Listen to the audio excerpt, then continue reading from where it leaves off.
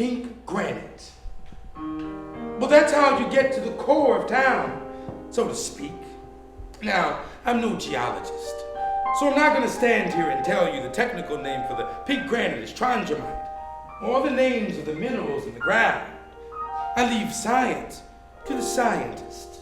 But it is my opinion that history has better stories. See, the pink granite's used to build monuments, like the old Baptist church, the Catholic church, and the Presbyterian church on East Broad Street, all made of local granite. Oh, and the Falls Church Bank was too. And Mr. Foot's gas station over on the corner of Washington.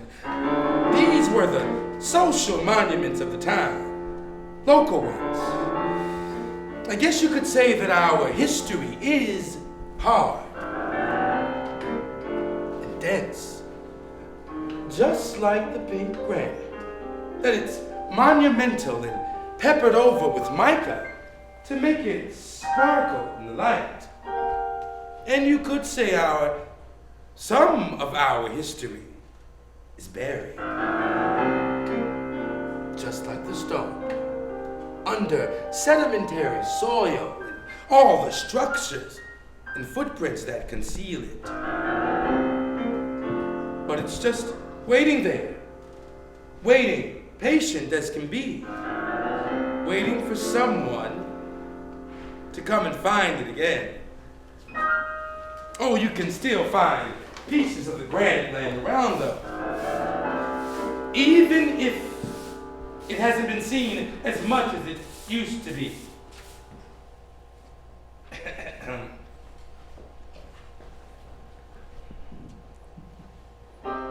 There was a quarry at the bottom of the hill on the other side of the road.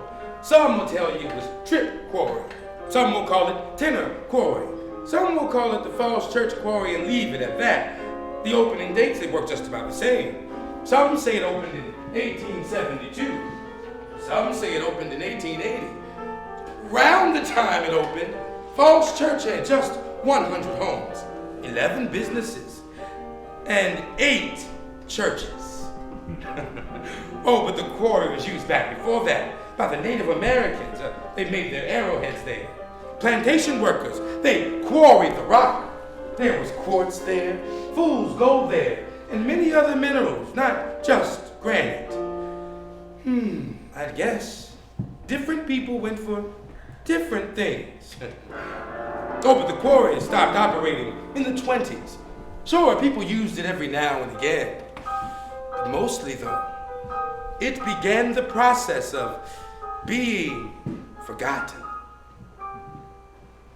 Oh, after it went out of service, the black snakes and the water moccasins, they slithered in. Oh, but that's what happens. The moment you forget about something, it becomes something else. The pink granite from all those old buildings are what makes up that 15-foot arch over on Tenor Hill, built for E.B. Henderson and Joseph Tenor, and for all the men and women who stood up to be counted in this community.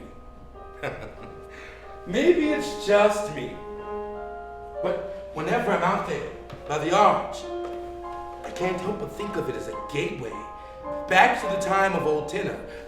I stand on one side of the arch, and I look through it, and I let the landscape change back to what it was.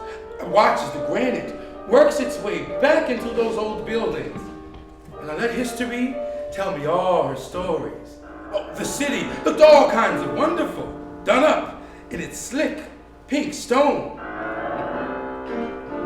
If I look through the archway now, I can just about see it now.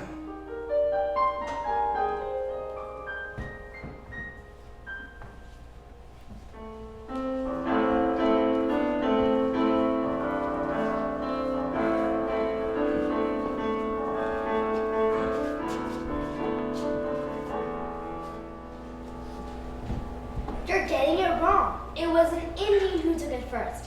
Then the cousin of Chief John Say Native American, Adrian, not Indian. Okay, Mom, a Native American took it first, from Broadwater in the Battle of 1753. Then, a papoose was taken by a white man, and he was raised on the plantation. Then, the cousin of Chief John's married when he was older, and that's our ancestors. That's why we're in the museum. We're not in the museum, Adrian. It's just our powder horn. I may be old, but I'm not fossilized yet, okay? So, A, how do you know all this? Well, Granddaddy told me, and Great-Grandpa Henderson told him, and Mr. Freddie Foot Jr. told Great-Grandpa. That's who we're related to. And they all talk how we're related to Mimitu, how great Mr. Freddie Foot was, and how important our family stories are, so we remember them. So, Freddie Foot had the powder horn before your granddaddy?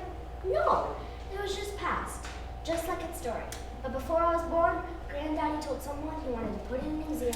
But what did I tell you, Adrian? It still gets passed down to you. It's just not in your room. It'll be there for you to see, right under the glass display case. And we're coming today when the exhibit opens for the first time. I told all my friends to come and see it. Then they'll know my friend is famous. Famous. Okay.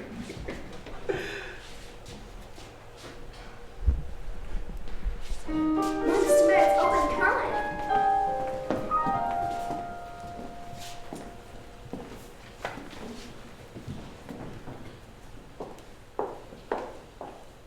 Oh, hey, I think I found your powder horn. Come look.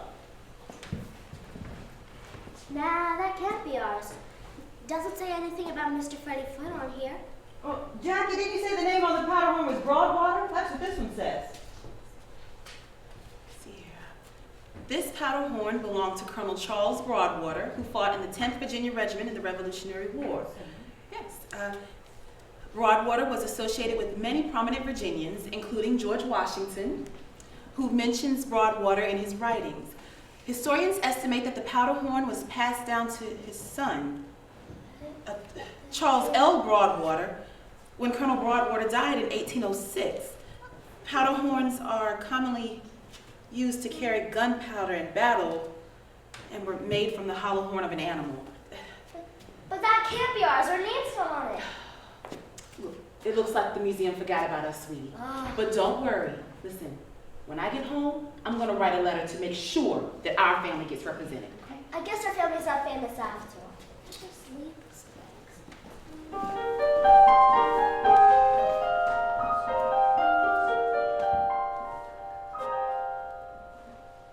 How dare they? How dare they just erase us and disappoint my little girl? Adrian was up all night before we went, said it would be better than Christmas, seeing our family's history in a museum, right up there with Washington and Dr. King's. Our family was kind enough to take this piece of history out of our home, for what? So that they could just ignore all that it's been through?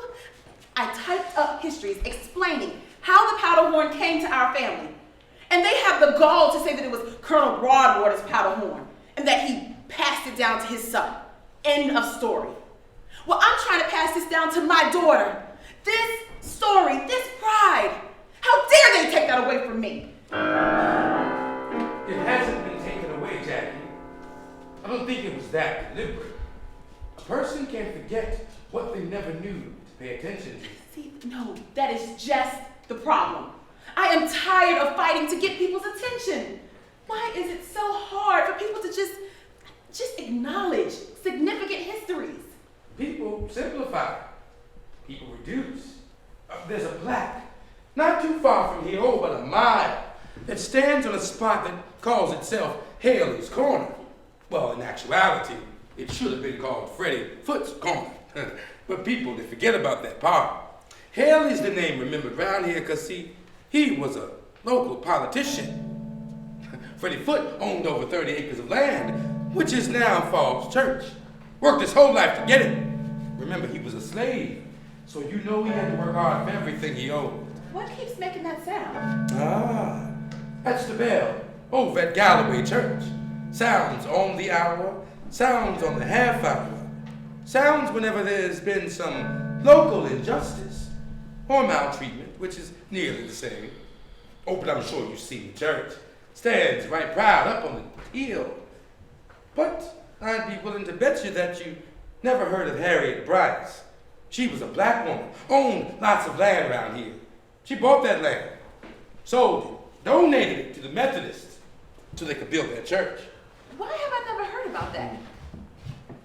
And how do you know so much? Memories tend to linger around these parts. But don't worry, I won't let them forget. There's always another layer to what we think we see. Always one moment that ripples the water in every possible direction. So, here goes.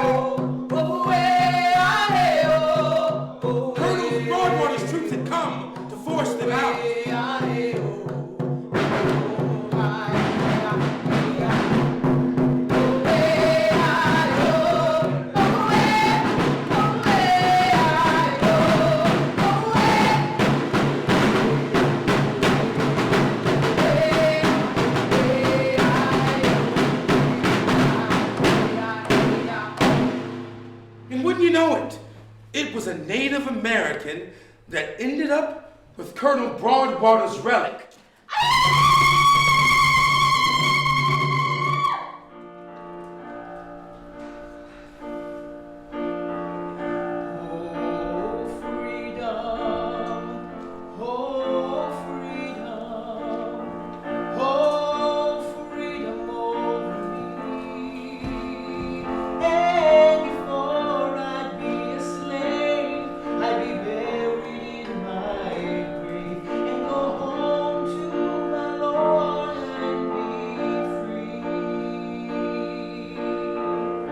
Then there was the Civil War. Some today will tell you it was about states' rights, taxation, about the North and the South. Sure, it was about all those things. It was about the Union, the Confederacy, about Lincoln, Grant, and Lee. It's about white folk, black folk. But there was nothing new about talking up men in uniform. Sure, they were brave in their very own way. But so were some of those who never donned the brass buttons of the military. They were brave for just being who they were. Like Frank Brooks, he was a black man with the Home Guard. And whenever Mosby's raiders came to town to do as much damage to the Union Army and its sympathizers, took up the cause, sounded the alarm, and got everybody to safety. Lost his life doing it. And some of us don't know about him. But then there's John Reed. He was a white man, a holy man. He educated the local Negroes for a number of years. He also warned people about Mosby's coming. And do you know how he was rewarded? A bullet to the head. Well, that's not to say that there weren't some triumphs during the time of the Civil War. As a matter of fact, I think one of Falls Church's biggest unsung heroes are coming along right now.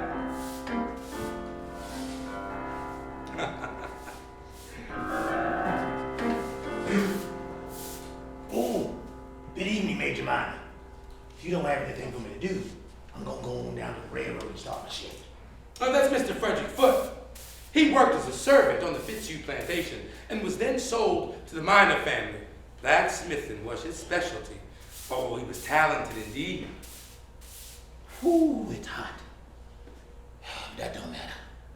If I can't be free, I'm gonna get me some land so I can leave it to my family, so they can have something to hold on to. And in time, he would own over 33 acres of land, over with 7 corners in it. He wrote in his will to his family that they should never let the property go. He was proud of his accomplishments. But in 1954, when the land was still very much farmland, they had to let it go, sell it off. Tax reasons. But they received $750,000. Do you know how much that would be worth today? I'm getting ahead of myself. let me get back to the story. During the time of the Civil War and the Emancipation Proclamation, black folk in Falls Church were doing whatever they could do to be an active part of this community. Uncle Freddie. Oh, Miss Eliza. Congratulations. I hear you done bought yourself a house. Does me right proud to see my niece and her husband prospering so. And have you heard about our new store? It's going to be right there next to the Falls Church. Oh, indeed, indeed. Got yourself a whole acre. I see you continuing my work ethic. Work ethic, Uncle Freddie, your willingness to do the undoable. That's something I learned from you, and you must have taught that son of yours as well. Running for the town council. Did you ever think you'd see the day? See, there was something about this family. No one had it easy, but everyone was willing to put in the work to get the things they wanted, to get what was near impossible in those times. Freddie Foot Jr., he was the first black man to serve on town council. He owned a grocery store and a cobbler shop right in the center of town. After he left town council, there'd be another 50 years before the town of Falls Church had a black man among its leaders. Unfortunately, after Freddie Foot Jr. passed away, the town would pass an amendment that would redraw the town's borders. With the new borders, they would keep as many white folk in Falls Church and push as many black folk as possible out into Fairfax County, where they had no vote, no say, and no representation in the town of Falls Church.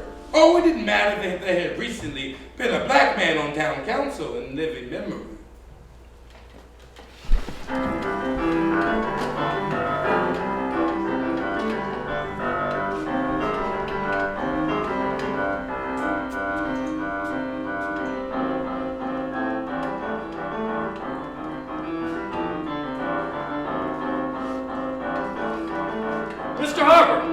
Mr. Harper, take a look at this. The new geographical boundaries of Falls Church as decided upon by the redistricting committee. And I heard they were having these meetings. Should be good for the town.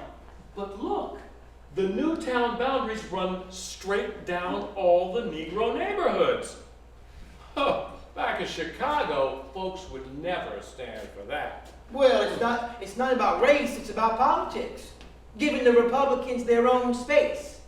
How's that? Mr. Davis up on Main Street was as big a Lincoln supporter as myself. And Wayne Adams over there worked on President Harrison's campaign just last year. You don't see them drawing us out of the Falls Church boundaries, do you? Well, you can't get that particular.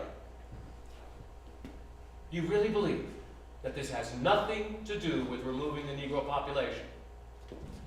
If you're telling me that they rearranged the town just to get the Republicans out, then why is it that there are still 12 Republican households in Falls Church and only 4 Negro homes? You're still thinking like a Yankee.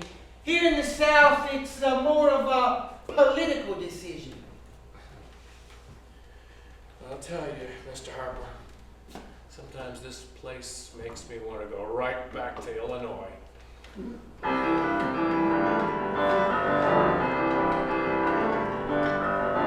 Change and not change.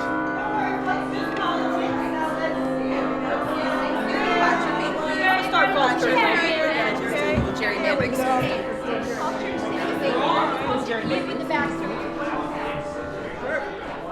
If someone were to draw an invisible line right through the center of this room, would that stop you from seeing the person next to you? Would you? No, of course not. So a line was drawn simply to put some folk on one side and some folk on the other. Now, of course, people felt it, but they drew a line. They didn't build a wall. So people were crossing back and forth and continuing life as usual. How you doing, sir? Man, how are you? And right in the center of Falls Church, there were white businesses, Negro businesses, customers, and salespeople of both color. Give me this line. the line.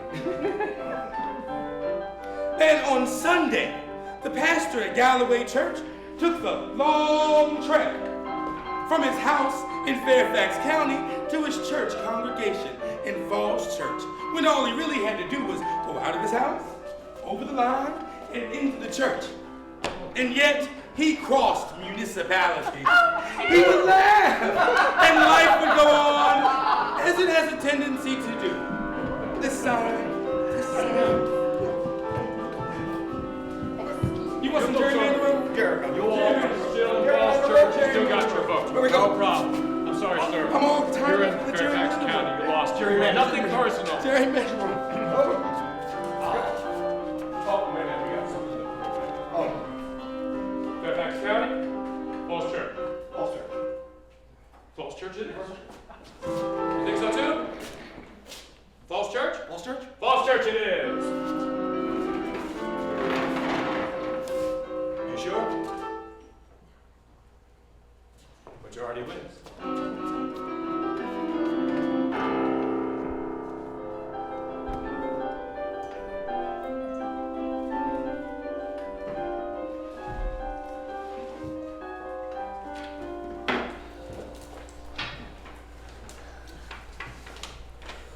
There you go. That ought to hold you till next payday. Oh, we know who to come to when we're looking for things, when things get tight around here for food. Of course. See you soon. Yes. Say hello to family for me. I will.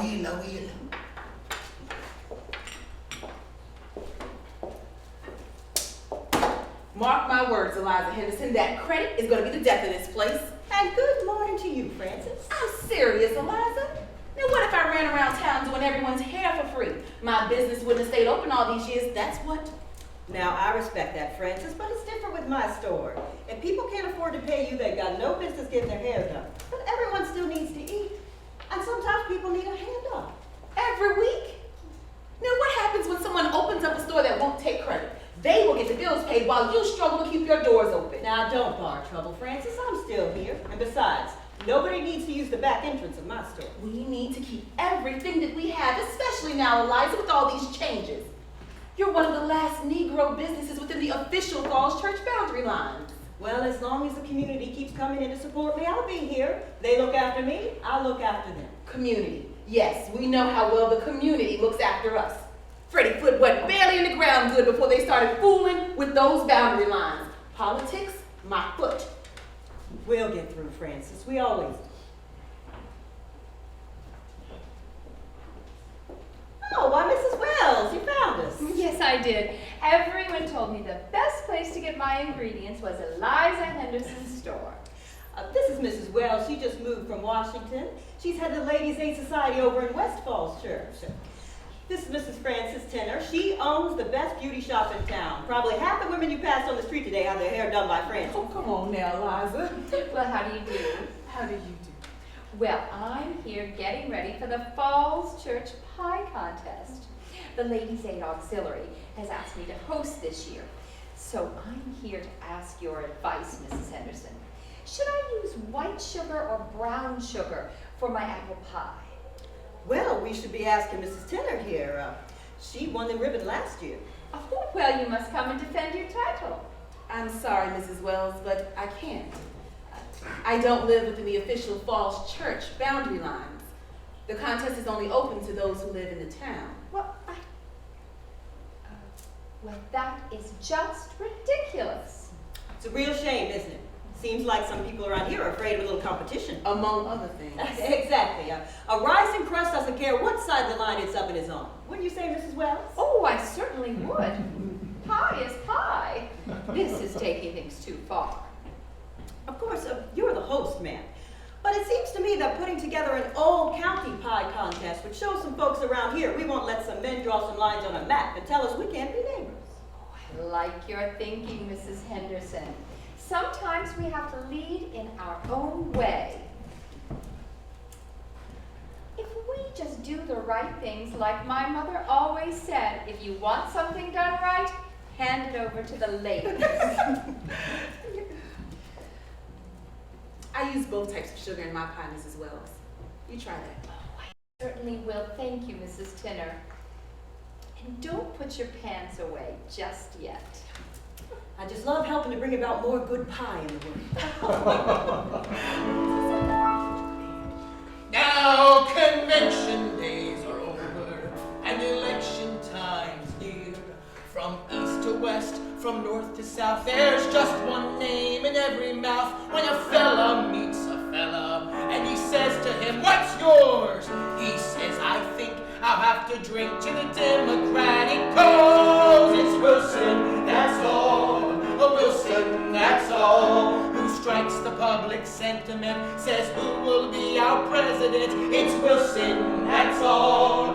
You'll hear them call Tammany, oh Tammany. While on the street or on the car, while at your home or at the bar, it's Wilson, Wilson, Wilson, that's all.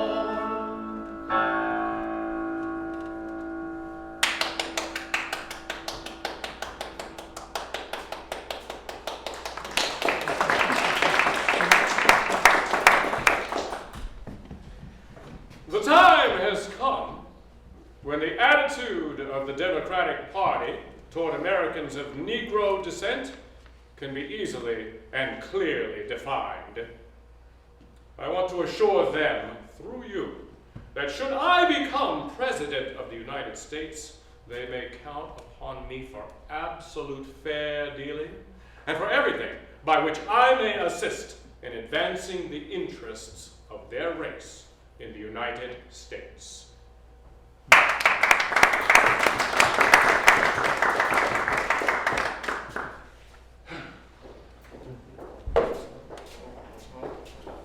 Woodrow, I simply must speak with you.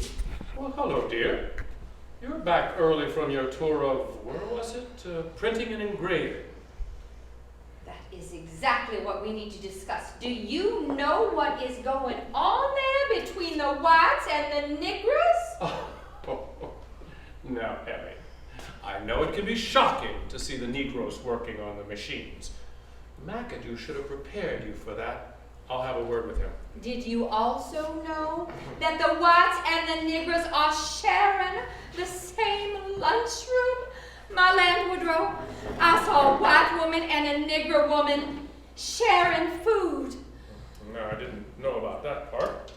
Well, is this how you want your federal government to be run? Just letting those people have the lay of the land? Something needs to be done before your supporters hear about this. Now, Ellie, the Negro question is a lot less simple here than it was in Georgia. I had to give these people something. I don't want to hear one more word about that W.E.B. Du Bois and his Negro activists that ran all over you during the campaign, making you say those ridiculous things. The Negroes voted for you out of their own choice. And now the Democrats are in charge. And they need to think about that if they want to keep their place. Of course, dear, but these things take time.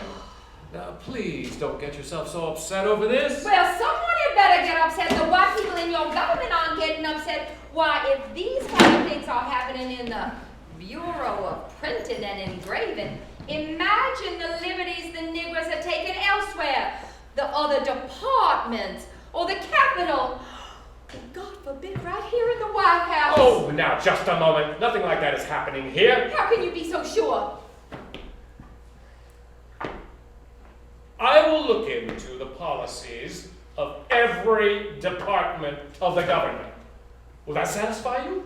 Well, I wouldn't wait too long, or else that Du Bois and his kind will be taking the office right next to yours. I believe the man pronounces his name Du Bois. I'll see you at dinner, dear. Wilson, that's all. You'll hear them call Tammany, oh Tammany. While at the street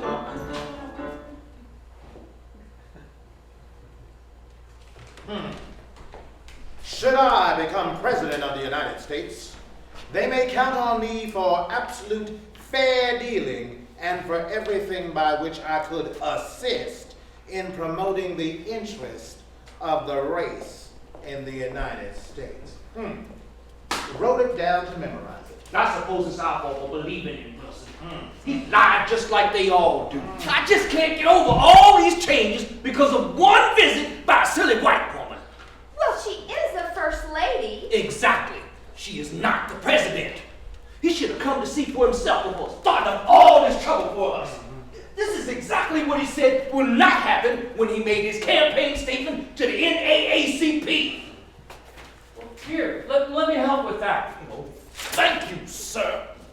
Now, see here, Jacob. There's no call for that. We're all still the same people. How are we still the same? I no longer can eat in the lunchroom. I've been eating in it for 9 years. Well, I don't think it's a case of inferiority. What do you think it is, Thomas? We're just going to have to make some changes. And then you'll see, everything will be exactly as it was before. I didn't eat in the laboratory before. That's not a permanent situation. Is Mildred all right? Yeah, she's all right. She looks upset. Mildred and Emily are the ones the First Lady saw eating together. What started all this? We worked together. She would have seen us together at some point in the day. Work and socializing are not the same. We told you to eat by yourselves. Well, she seemed like a very forward-thinking woman. How are we to know we'd get in trouble for doing something we do every day? She's not that forward-thinking. But no one's blaming you, Emily. You're not the one who should have known better. Oh, see here, that was uncalled for. Never mind, Emily. They're determined to blame me. No one is placing blame, Mildred. You girls just didn't know, that's all. If you would have just let us talk to her, then maybe we could... It probably would have made it worse. We probably wouldn't have our job. I don't have my job. For 6 years, I worked on the same machine in the sizing room with Emily. And now I'm back to the job I had when I first got here. And I'm not even allowed to talk to her anymore. You're lucky you got a job. It ain't gonna be so easy for Negroes around here now. It was just lunch. It was just lunch. All right, everyone, all right. It's not as it seems. The management is doing this for your protection. Our protection? Well, who's in danger? Lord, pardon me, William, but weren't you just thrown off the train by hostile white passengers? That didn't happen here at work. That happened in Falls Church, and that was the fault of those white men at the home guards, not any of the passengers. Well, except for the white woman who demanded your seat and caused trouble in the first place. Seems to be a pattern in your life. In all our lives. Can we get back to the point, gentlemen, please? My point here is that there are people like that everywhere. If you worked with your own kind, then you wouldn't have to encounter that sort of thing. You mean to tell me that that's why I have to go behind a screen every day so the people I've worked with for 9 years can't see me? We haven't worked everything out just yet. But you'll see. It'll be just like it was before, only the Negro workers will have their own place. We had a place! We worked here too! Jacob, these changes are affecting everyone. I'm in a new position myself. He knows. He had your job. Remember? Well, I have it now.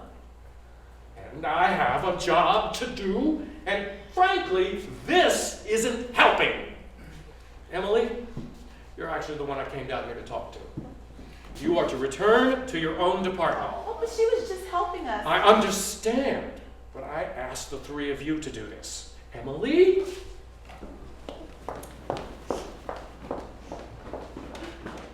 Now, we're all going to have to adjust to these changes. Get this all cleared away before the dinner hour. Anything you say, Mr. Smith.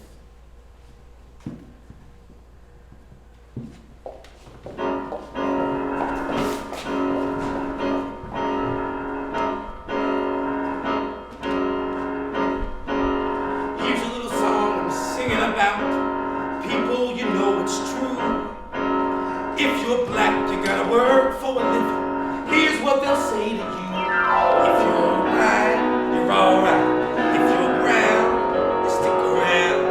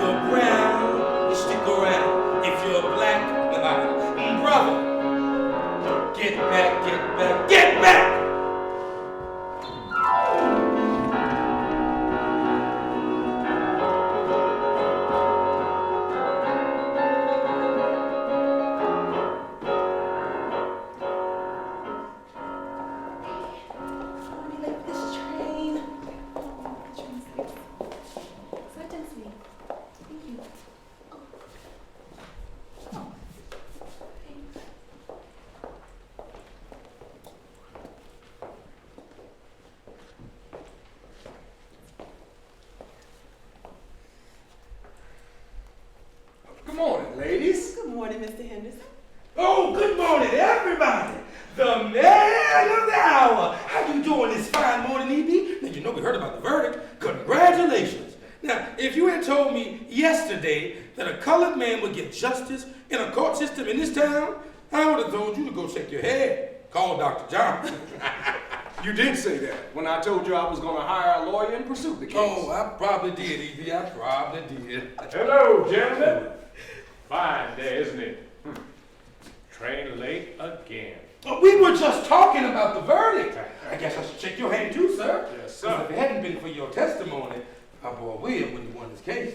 Why, I just can't believe it. A white judge awarding damages to a Negro man. Oh, I knew that. Just can't believe it. Mr. Jacob DePutroy. Sir. My father appreciates you standing up to the home guard on his behalf. This is a great victory for him, especially with everything that happened at work after Mrs. Wilson's visit. Yes. That Wilson business with the federal government is nothing but shameful. Shameful. Well, one fight at a time. Well spoken, E.B. Mama, what's that? Come sit back down, Sugar. Come on. Over there. Why did they put Mr. DePutron's name on a doll and hang it up, Mama? Oh my goodness, I don't think you ought to see this. She's lucky it was a gunny sack. If he'd been a Negro, they would have saved time and hung him. Joseph, please. There are children present. She's got to learn about life sooner or later. Sorry you had to see this, Jacob. One fight at a time. Right, E.B.? Yes, sir. Yes, sir.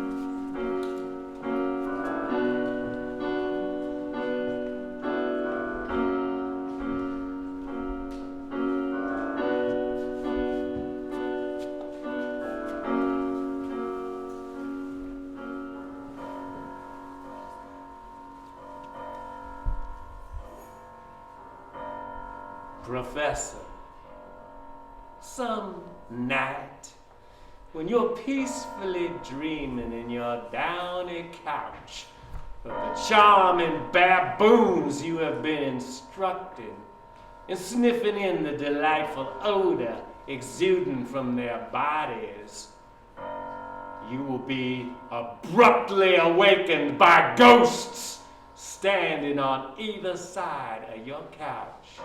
And after you have been gagged, you will be borne to a nearby tree, bound, stripped, and 30 lashes laid upon your Ethiopian back. After which you will be left for some passerby to find.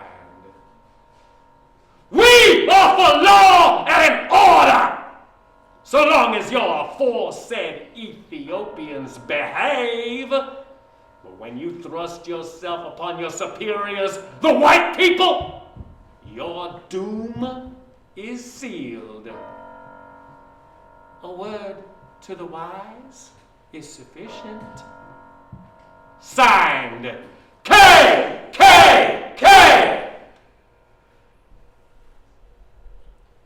The only thing that we did wrong was stay in the wilderness a little too long. Keep your eyes on the prize. Hold on.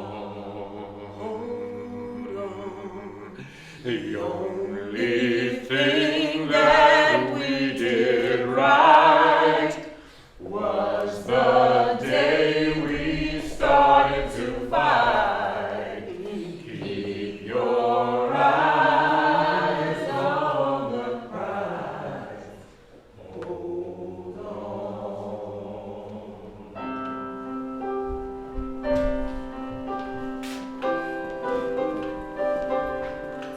Good evening. My name is Mr. Ali Tenner. Good evening. Good evening, your wife and family. Good evening. I have with me the principal of the Negro Elementary School in Falls Church, Miss Mary Ellen Henderson. Good evening. How are you? We have come here today to request funding for a new school for Negro children in Falls Church. Now, Mrs. Henderson and her fine staff can inspire minds anywhere, but their current conditions are very challenging, right? Thank you, Mr. Tenor. Currently, we are in our two-room schoolhouse in the Oddfellows Hall. Much of our staff's teaching time is taken up with building maintenance and simply getting the children to and from the building. Now, one building for all 6 grades, well, that's a good start. As well as facilities for, To promote modesty. That's right. What did you say, sir? Yes, I know that you have a lot of people on wanting to talk tonight, but we think that the welfare and safety of the Negro children is very... Yes? Well, I suppose we could come back at another time, and when you have more time, I'll sign up and get on the agenda. We'll see you gentlemen next month. You can bet on that.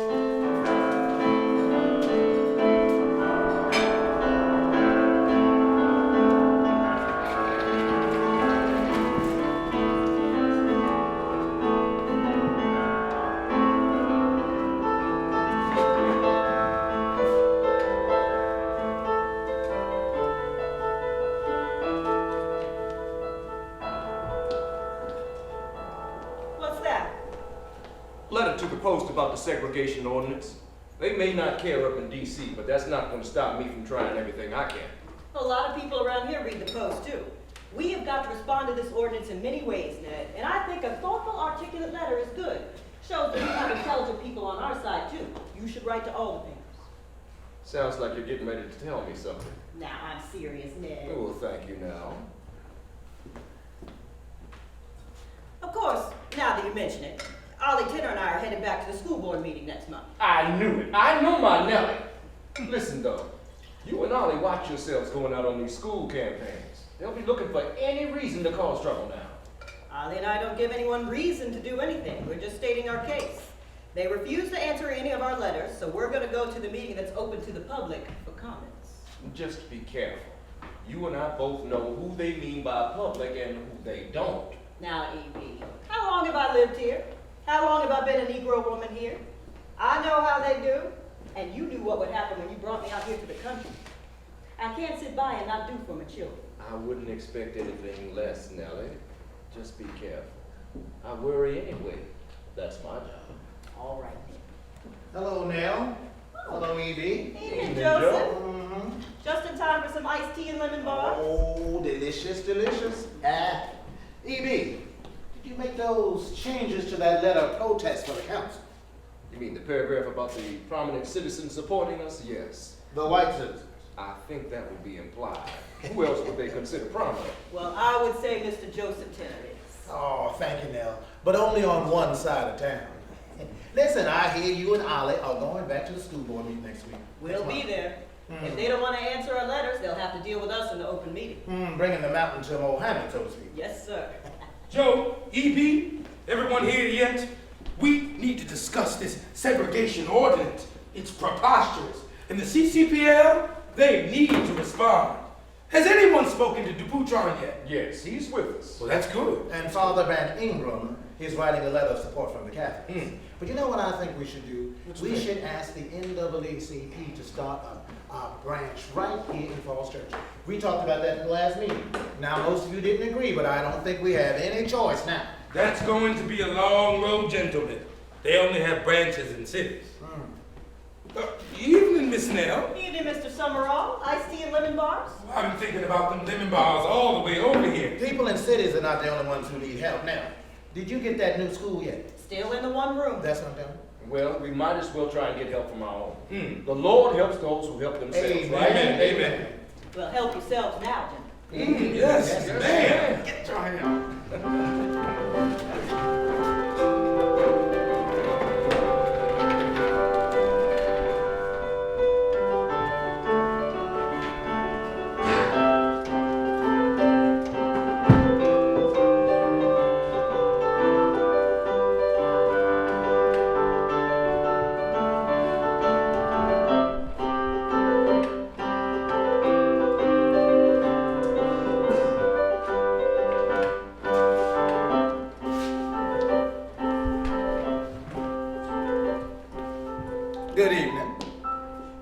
remember me. My name is Mr. Ollie Denner. And I have with me here the elementary school principal of the Negro School, Miss Mary Ellen Henderson. Now, we're very happy that you've allowed us to speak here this evening, since you didn't answer my last 3 requests. I'm glad that you've allowed us to speak. Now, if you remember, we came here, asking for funds for a new school for the Negro children of Falls Church. And that is still needed, right? Yes, it is, Mr. Chairman. As we stated in our letters requesting a meeting, we put together a building fund to help defray some of our costs. That's right. We had our first fundraiser last month and enjoyed a fine turnout from all over the community. Mm-hmm. We raised over $30. We received funding from people like Mr. Brown of Brown's Hardware and J.C. de Couturon himself and other prominent citizens. Yes, I know we're supposed to keep our remarks short. That's why I've asked Mrs. Henderson to show you the receipts that she's already gotten together from the people who've contributed. I've had some of our older scholars make copies for everyone, so you should see what fine students we have. Definitely worth the investment. Why, yes, sir. Many of them are doing quite well in their studies. Well, I believe that's in spite of their environment. Mr. Chairman, now you can't expect these people to continue operating in an environment like this.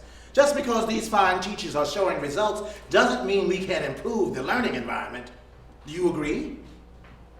Well, I suppose we can debate this matter further another time. I'll sign up and get on the agenda again. We'll see you gentlemen next month. You can bet on that.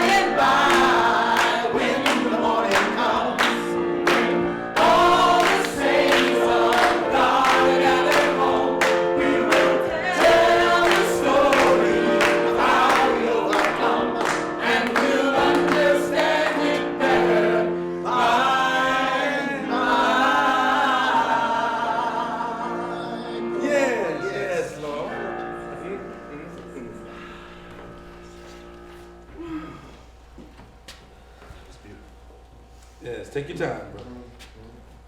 To the memory of Mr. Joseph B. Tell. Joe. The National Association for the Advancement of Colored People has lost an efficient service in the death of Mr. J.B. Tenner. The colored citizens of Fairfax County, and especially Falls Church, should never forget the efforts of the late president of this organization. He believed in himself. Yes, he did. He believed in his racial group. He protected their civic interests and waged many a fight to secure justice for those who had fallen into difficulties. His logic, his sincerity, and his tact secured respect and goodwill from antagonists as well as his colleagues and friends. With all the ups and downs in his lifetime, amidst the slanderous remarks by the evil and non-progressive, Mr. Joseph Tenner remained unembittered, unsoured, cheerful, and optimistic. Even with the knowledge that many people of the more powerful group had set a limit to the possible progress of his race, he was fair and kept free from hatred or malice. Put that behind him. He stood actively for education. He served to advance the educational facilities and opportunities for the children of the community. His dream his dream was to see a school in the town the equal of our churches. And he was always aiding the movements to further the work of the teachers. Yes. He's now gone. Gone too soon. Oh. Mr. Tenor leaves a void in this church, in the school, and the organization of the NACP that will be exceedingly hard to fill. Our only hope is that amongst the many he has inspired and stimulated, someone may approximate the measure of the man that Mr. Joe was. Someone who will carry on. Someone who will help make our town, our race better. Yes, Lord. Yes. By reason of the life now closed. Amen. Amen.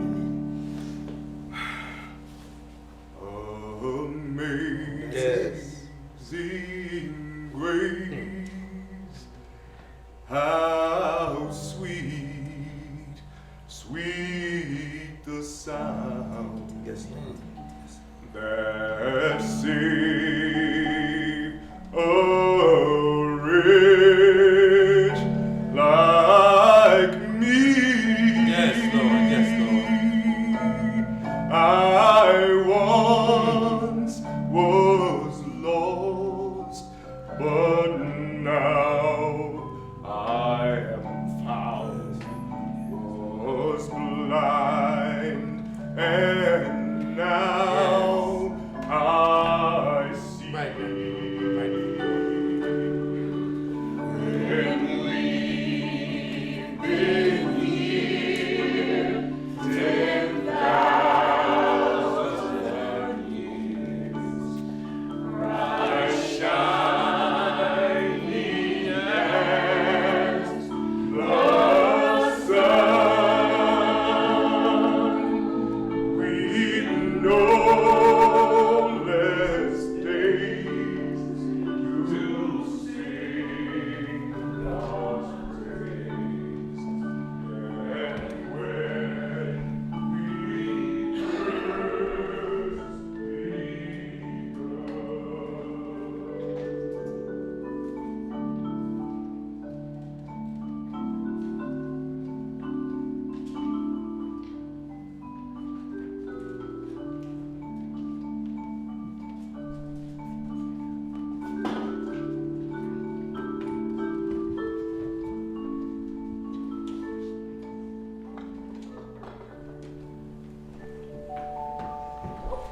Slow down now. You keep going too fast and disrupt the balance and you're going to spill all of our water. I wish I was as big as Henry. He could lift this old bucket with one hand. And when Henry was your age, that bucket was just as big, heavy for him then as it is for you now. But we all learn now, don't we? Yes, ma'am. Good morning, Mrs. Henderson. Good morning, Miss Saunders. I thought the water had been brought up already today. Well, it had, but some third graders out of the Odd Fellows Hall classroom still there, so we gave them hours. Betty here was finished with her work early, so she volunteered to go get us some more. It's her first time. I just had a birthday. I'm 7 now. 7 years old, my goodness. Before you know it, you're going to be 10 years old and you're going to be tending to the fire. Are you working on the brand new books, Miss Nellie? Mm-hmm. Leave our books alone, Jacob. No, Betty! Did Miss Nellie say that these books are ready for you to read just yet? No, ma'am. Now, I'll have these books fixed up for you by the end of next week.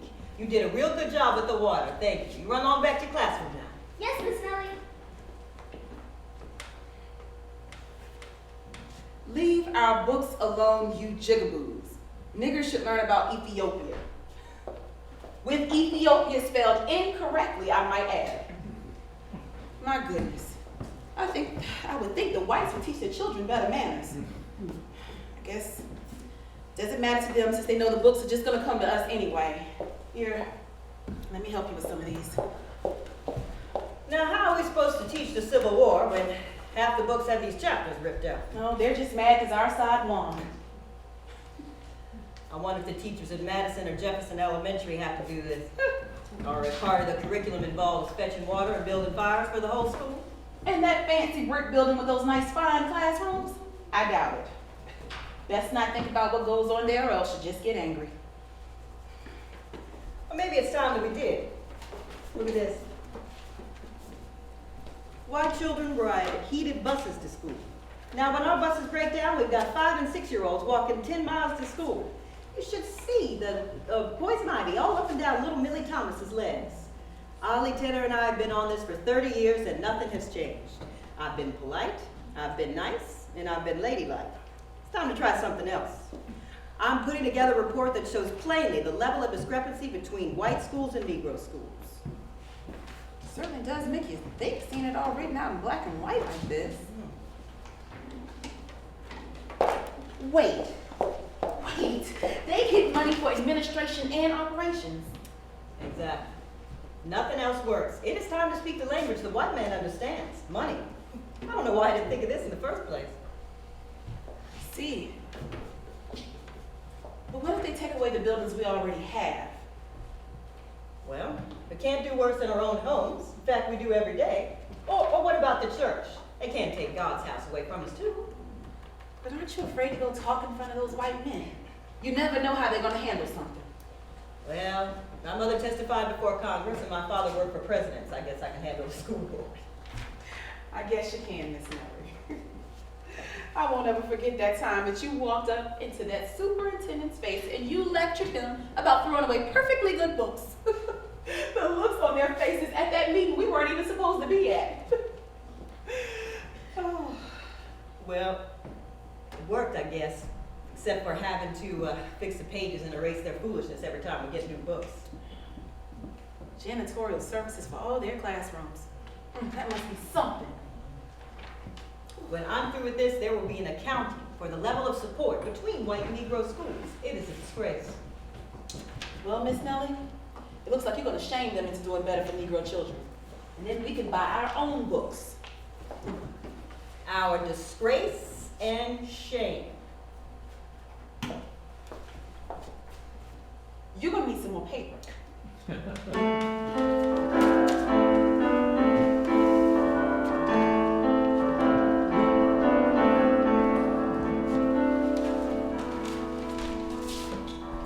Our disgrace and shame. School facilities for Negro children in Fairfax County. White schools are all brick or stone, except for 4 wooden buildings. Negro schools are 1 to 3 room wooden buildings. White schools have running water, janitorial service, inside toilets, and central heating. Negro schools have outside pit toilets. For teachers and students, there is no running water, and the stoves are inside. Oh, I forgot, there are no janitorial services. The teachers do the hauling, the cleaning, and light the fires. And in 3 schools, there is no water on premises. White children ride in heated buses.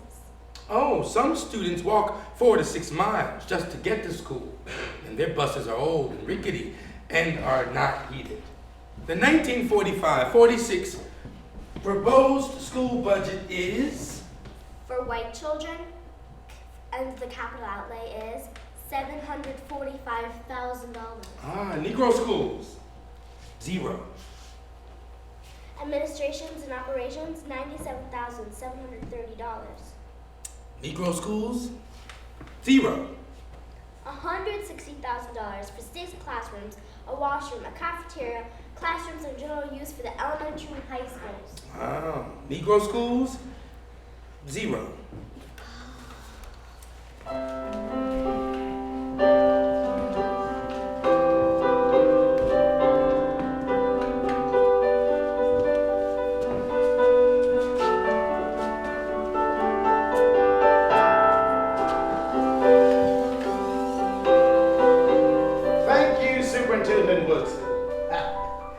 Yes, we'd like to invite you to the opening of the James Lee School for Negro Children.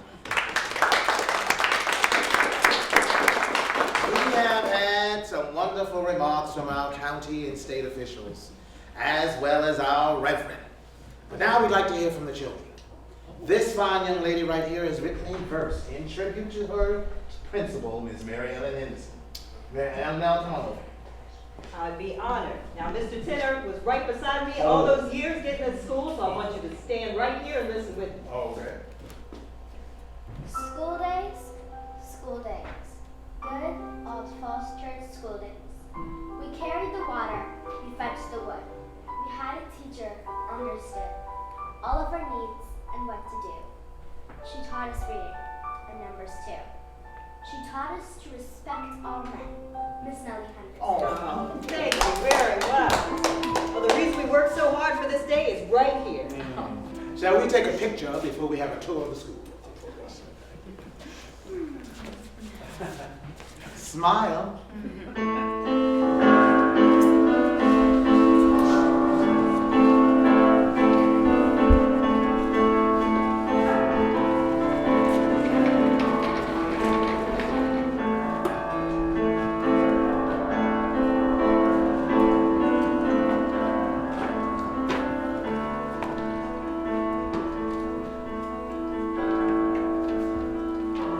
Mr. Bradley, sir.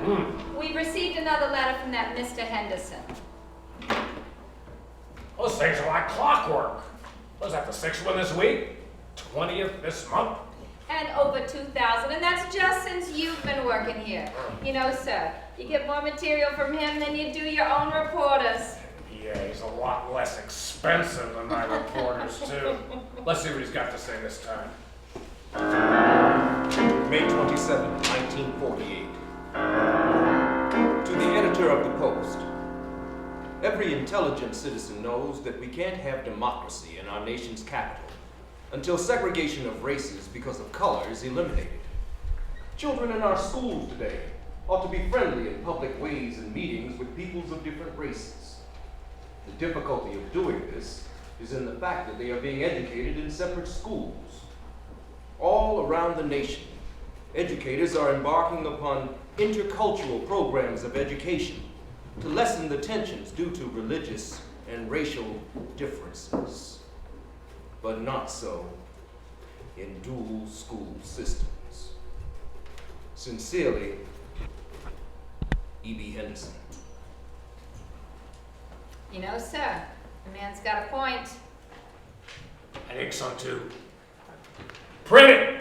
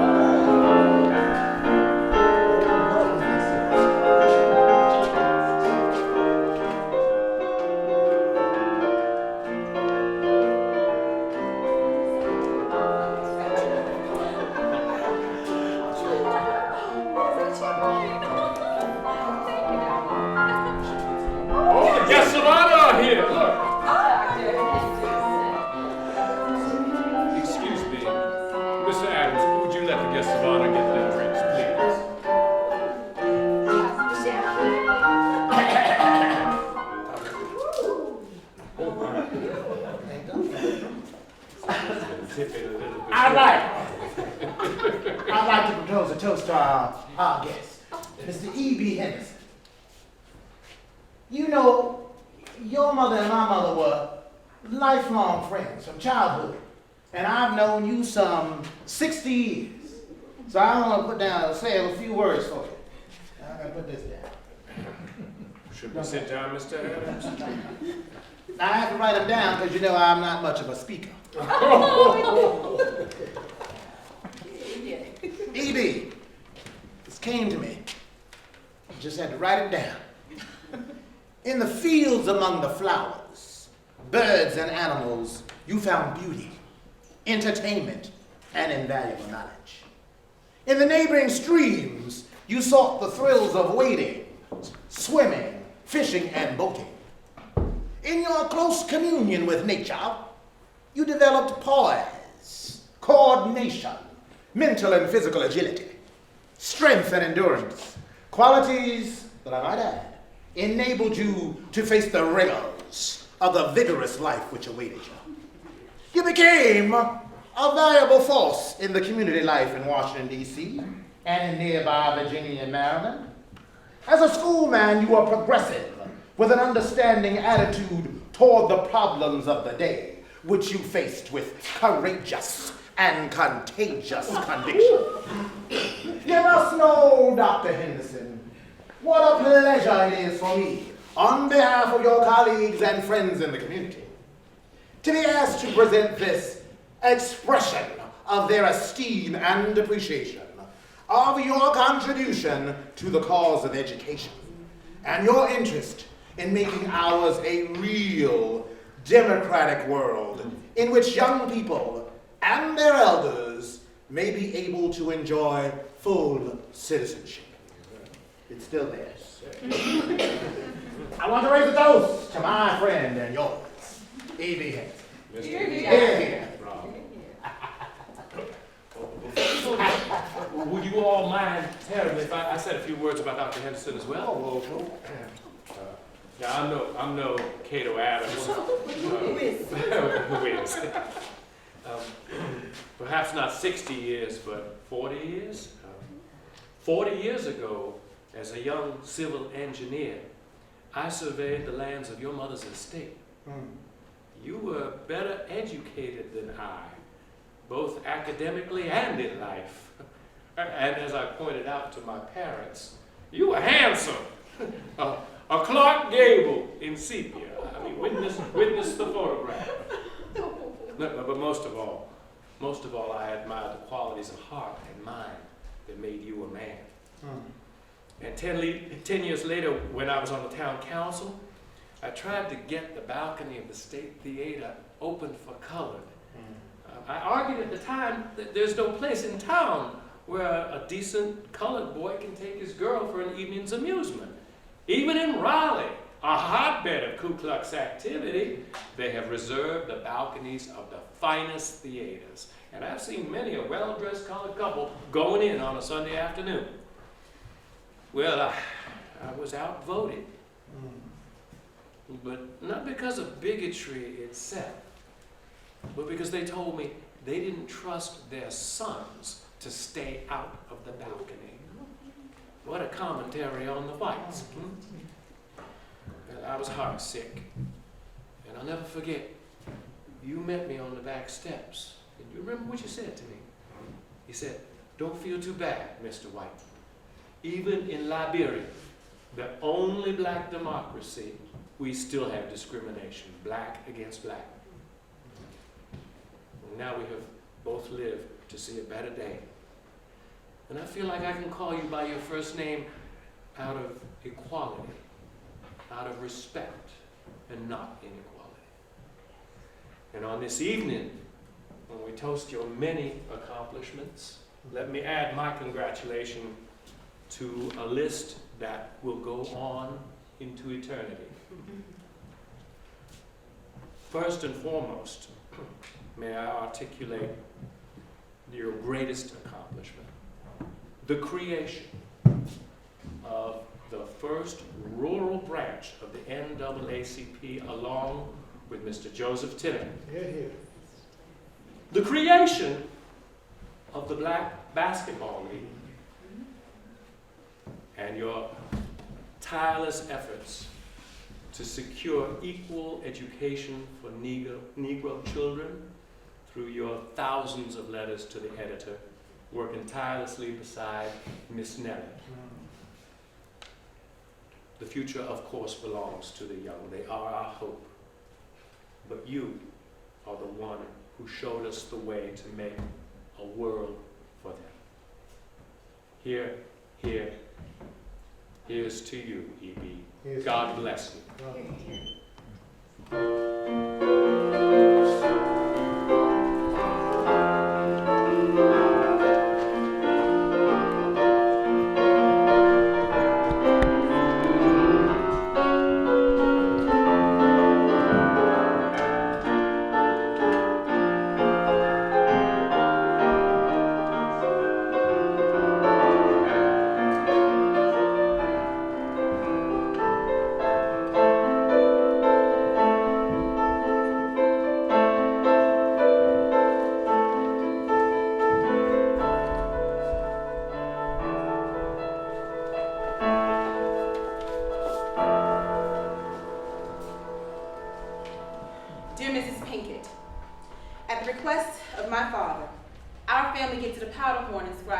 Broadwater to your museum.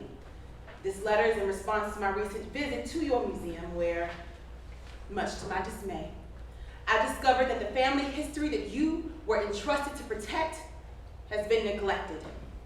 Therefore, after much consideration, our family has decided that this powder horn should be returned.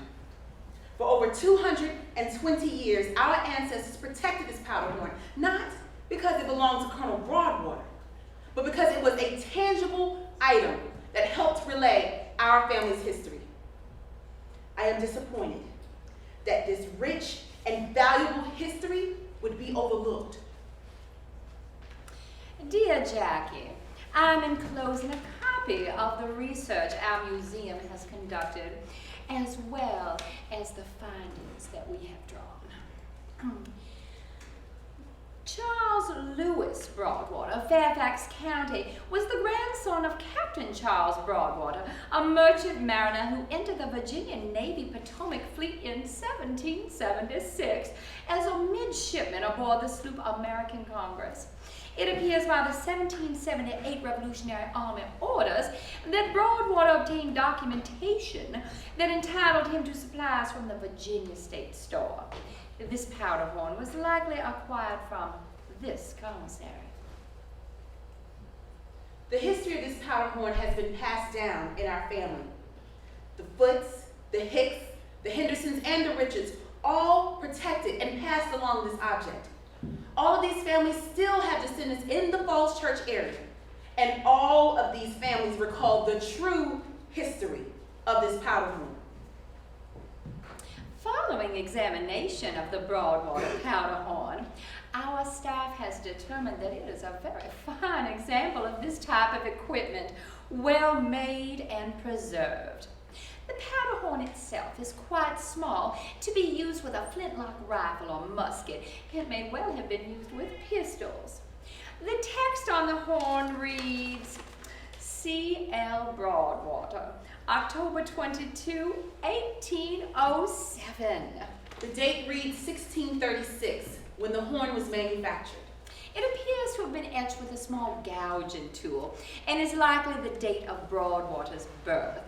Our researchers have been seeking documentation that will connect the object to the Broadwater family, as this will add significance and value to the artifact.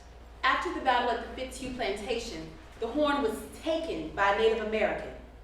The horn was likely passed down to Broadwater's son after his death and remained in the family after the date of its original use, or else fell out of knowledge until its recent rediscovery.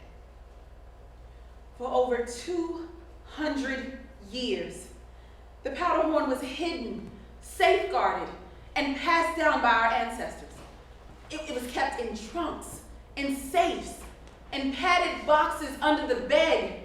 Its story was told to every child in our family so that they could understand the significance of the object and its ties to our history. Our museum appreciates your family finding and contributing this important historical relic. Yet, to our great disappointment, none of this history has been maintained. We regret that we ever gave this object to this museum. We were promised by your museum that you would continue to safeguard this object and that you would share our family history with future generations. It is a slap in the face that the source of the powder horn isn't even mentioned in your label. It would be a genuine loss to our museum as well as its patrons if the powder horn were to be returned. But rest assured, this museum will put forth the history of the Broadwater family in our exhibit. Funny thing about history, it's not just something for textbooks, museums. Sure, those things have their value, but there's history in this town. There's the old Falls Church, Brown's Hardware, and when you know it, just at the end of the street, there's a place that has its value too. The Henderson House, where E.B. Henderson and Miss Snell once lived. where E.B. Henderson's grandson and granddaughter-in-law are living now, keeping family history safe and making history of their own lives. Wow.